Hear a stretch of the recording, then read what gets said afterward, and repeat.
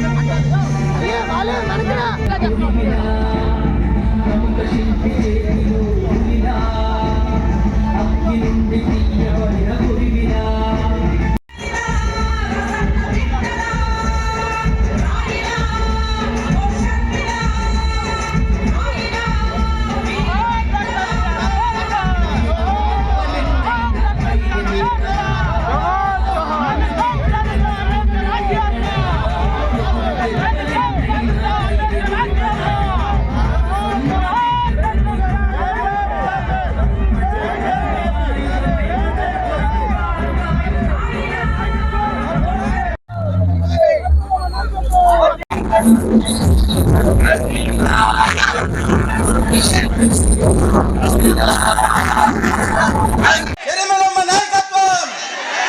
మిత్రులారా, ఈరోజు మన కాళహస్తిలో భూమి ఈరినట్టుంది. అందుకు కారణం సిరిమలమ్మ గారి నాయకత్వం.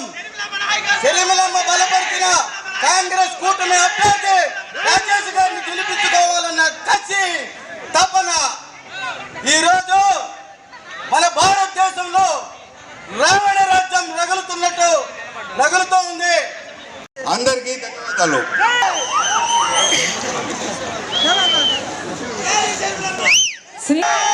చేరి వచ్చిన ప్రతి అన్నకు, ప్రతి తమ్ముడికి, ప్రతి అయ్యకు, ప్రతి తాతకు, ప్రతి అమ్మకు, ప్రతి అవ్వకు, ప్రతి అక్కకు, ప్రతి చెల్లికి మీ రాజశేఖర రెడ్డి బిడ్డ, మీ వైఎస్ షర్మిలారెడ్డి శిరస్సు వంచి చేతులు జోడించి మనస్ఫూర్తిగా నమస్కరించుకుంటోంది. మండుటి ఎండను సైతం లెక్క చేయకుండా మీ పనులు మానుకొని రాజశేఖర రెడ్డి బిడ్డ వస్తుంది అని, చూడాలి అని, వినాలి అని ఇంత దూరం వచ్చారు. మరొక్కసారి రాజశేఖర రెడ్డి బిడ్డ శిరస్సు వంచి చేతులు జోడించి మనస్ఫూర్తిగా కృతజ్ఞతలు చెప్తోంది. ఎన్నికలు వచ్చేసాయి.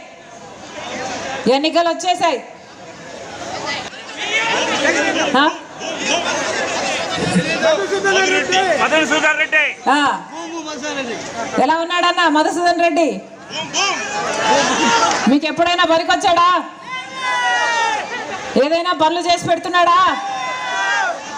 ప్రజల మనిషా? పొద్దున ఎవరినో అడిగాను ఎలా ఉన్నాడన్నా ఎమ్మెల్యే అని.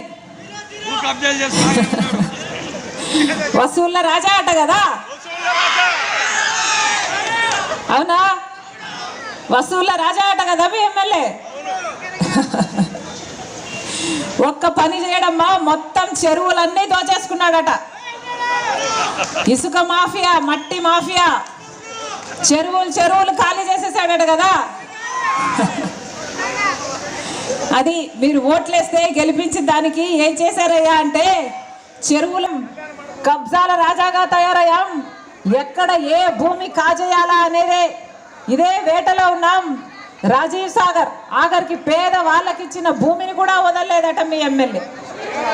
ఇక ఎవరైనా కూడా వాళ్ళకు ట్యాక్స్ కట్టాలట, ఎమ్మెల్యే ట్యాక్స్, లేకపోతే ఏ పరిశ్రమను బతకనివ్వడట.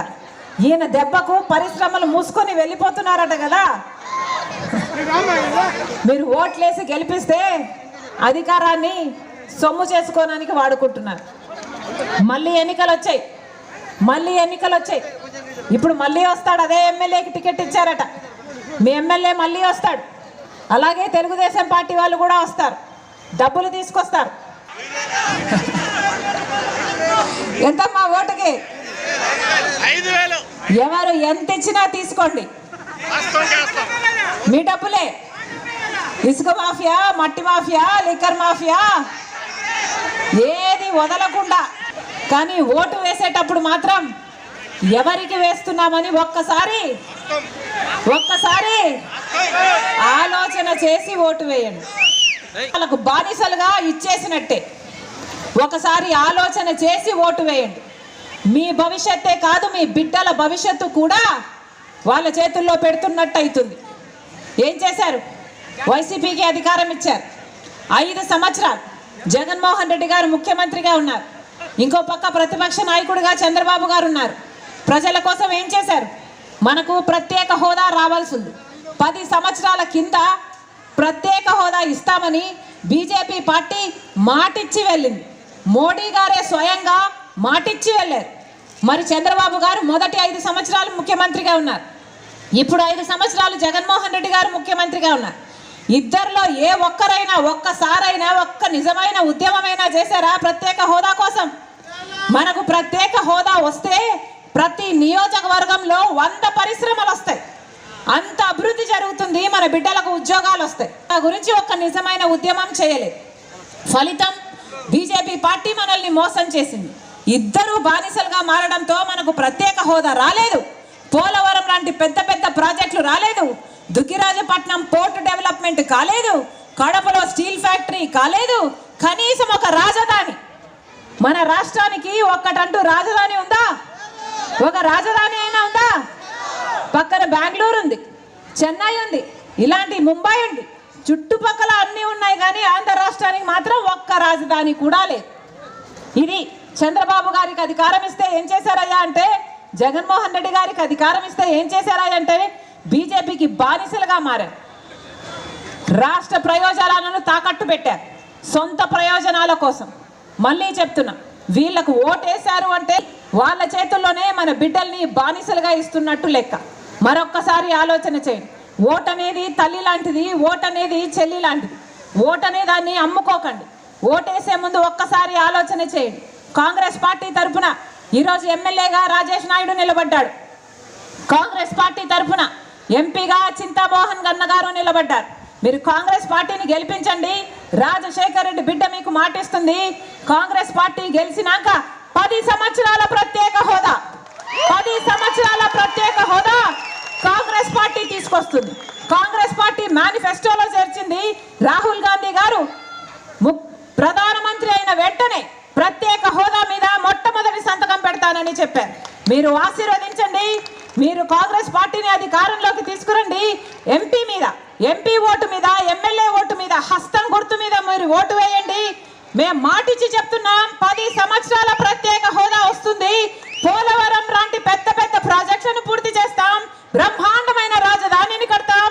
దుగ్గరాజుపట్నం పోర్టు లాంటివి పూర్తి చేస్తాం. ఏపీ రీఆర్గనైజేషన్ యాక్ట్ లోని ప్రతి అంశాన్ని పూర్తి చేస్తుంది కాంగ్రెస్ పార్టీ. అంతేకాదు, కాంగ్రెస్ పార్టీని ఆశీర్వదించండి. రైతులకు 2 లక్షల వరకు 2 లక్షల వరకు రుణమాఫీ చేస్తుంది కాంగ్రెస్ పార్టీ. రైతులకు 2 లక్షల వరకు రుణమాఫీ చేస్తుంది కాంగ్రెస్ పార్టీ.